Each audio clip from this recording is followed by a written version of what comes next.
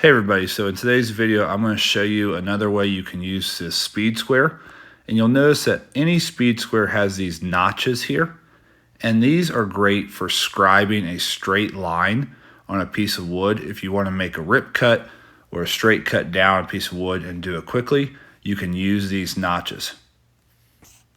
All you're going to do is take the side of the speed square that has the lip onto the side of the board, and then pick whatever length you want your scribe to be from that side. This first one I'm doing is in the 1.5 inch notch, and you can see how easily that is to make a straight line at 1.5 inches. And I'll go ahead and repeat that process again.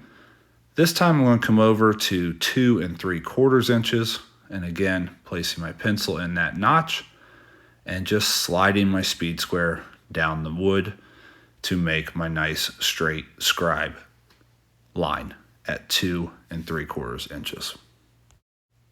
I hope this video helps somebody out and you can start using your speed square for different things than just marking a 90-degree angle wherever you want to make a cut.